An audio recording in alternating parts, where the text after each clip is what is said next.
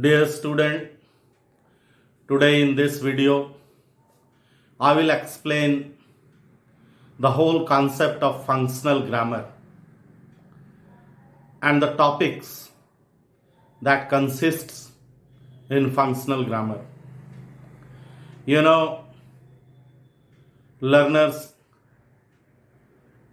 are of different background, category, and their wayouts are different to learn and achieve perfection in spoken English.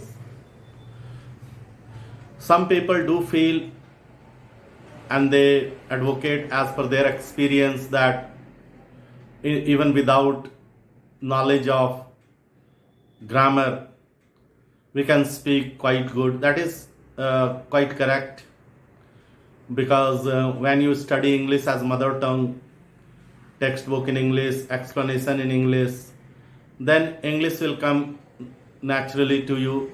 It's natural way of learning, and you do not need to learn grammar. It is part of syllabus and you get acquainted. But even if you do not know all the topics of grammar quite well, then even then you are good speaker. Like in Hindi, I have got no idea of Hindi grammar, but I speak Hindi quite well and I do not have any problem in conversation whatsoever.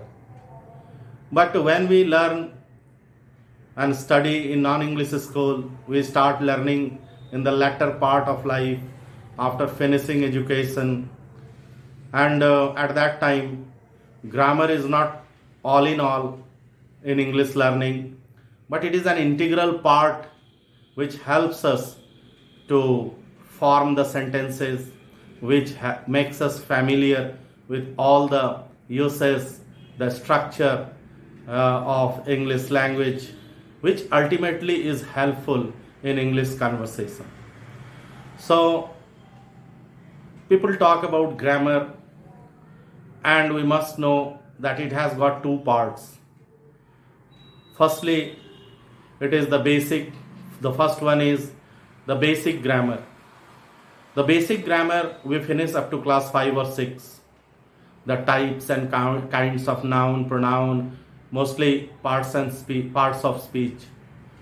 But out of all the topics we study in parts of speech, two topics like preposition and conjunction is there in functional grammar too. So why do we call it functional grammar? It is also called applied grammar. When you study functional applied grammar, that means you select some topic out of the whole grammar book.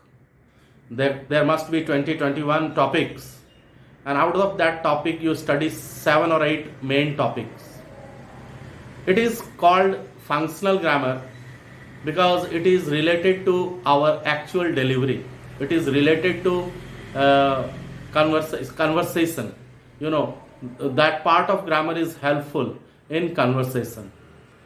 So it is a practical grammar, applied grammar, or functional grammar, which functions in reality.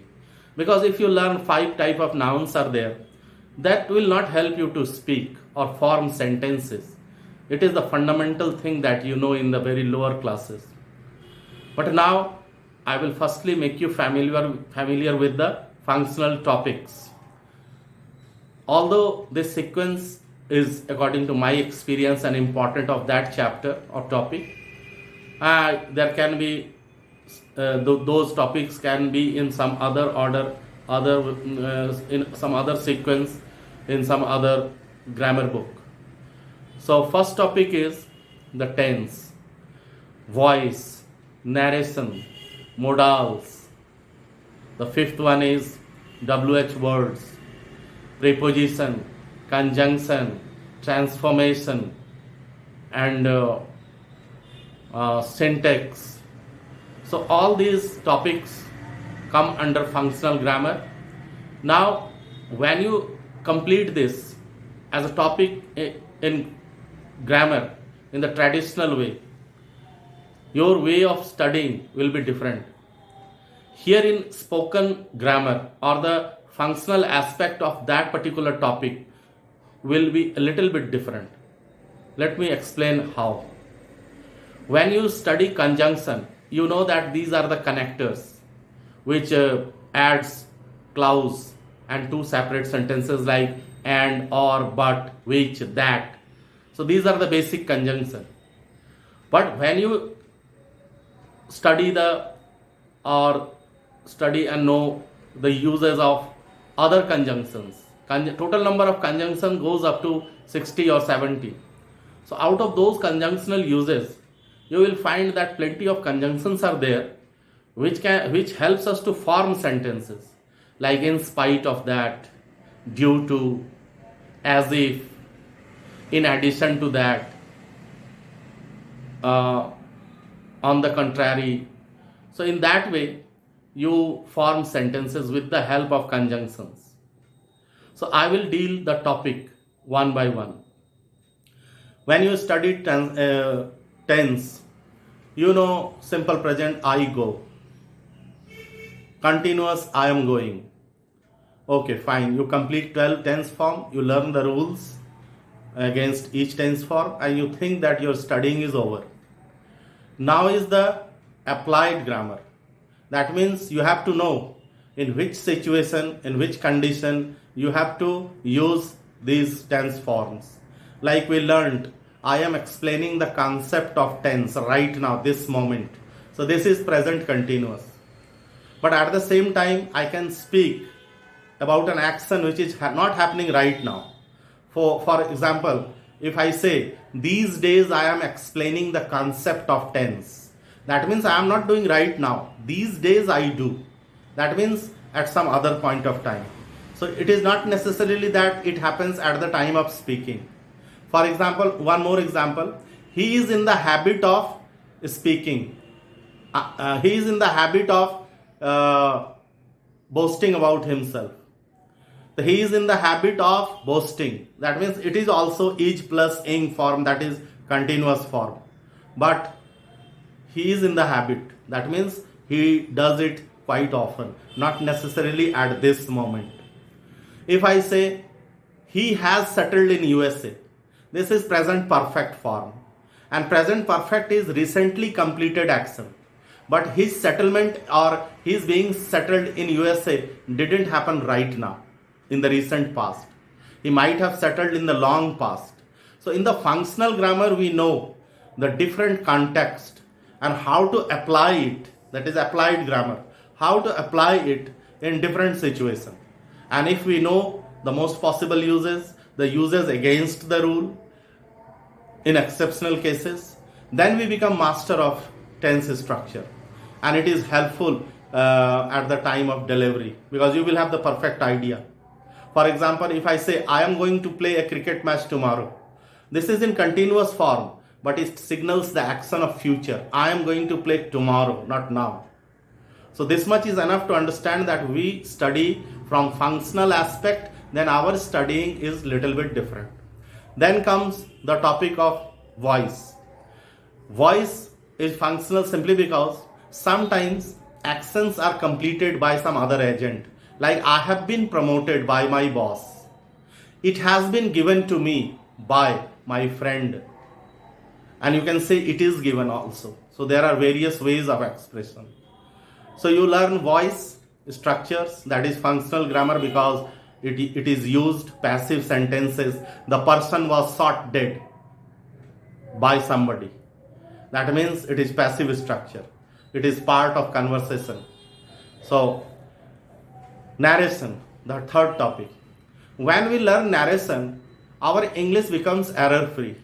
We get the perfect idea that how to complete the next part of the sentence. For example, if somebody says, Ram said he may come, it is not correct. Ram said that he might come, because verb is in past tense, said, then may will be might. He said he could do this work. He can do this is wrong. He said is past tense, then can will be could. So in narration, you basically learn how to complete the sentences, right, according to the verb, reporting verb. So narration is also helpful in formation of this is also used at the time of speaking, because we narrate something said on some other occasion. Press reporter report, they just go for indirect narration. Whatever the leader says, it is reported in the newspaper after some time. So we need this art of narration to change the speech of the speaker. So this is also important and integral part of functional grammar. Then comes modals. Modals very much essential, very much needed for correct expression. If I say I will punish you, that is information. Yeah, I must punish you, then something severely is done, serious is done. Then I may punish you, that is possibility. So in that way, if you change the model, your expression is changed, and that is very much needed at actual time of conversation. See, this is your serious mischief, I must punish you. That means intensity is high. You always commit mischief, you may get bitten. So possibility, here intensity is low. So in that way, you use modals for various expression. Can, could, may, must, might, would, should, used to, need, dare, shall, will. These are the modals. Modals because it reflects our mood. And modal has got many other structures as well. Like I could have done. That means I didn't do that. It could have been true. ये सच हो सकता था. You should have been a teacher. तुम teacher बनना चाहिए था, बन सकते थे, तुम्हें बनना चाहिए था. It would have been great. ये बहुत अच्छा हुआ होता. So in that way, he might be coming. He might have been doing. So in that way, you can use model with some auxiliaries, other verb forms, and it will be more than meaningful at the time of actual delivery. So these are the very, very, very important chapters in functional grammar. 4 is completed. Then comes syntax, the 5th one. Syntax, no, not syntax, synthesis. Synthesis is when you speak in precise term, in brief manner. He came to my office, he wanted to meet me. He came to my office to meet me. In one sentence only.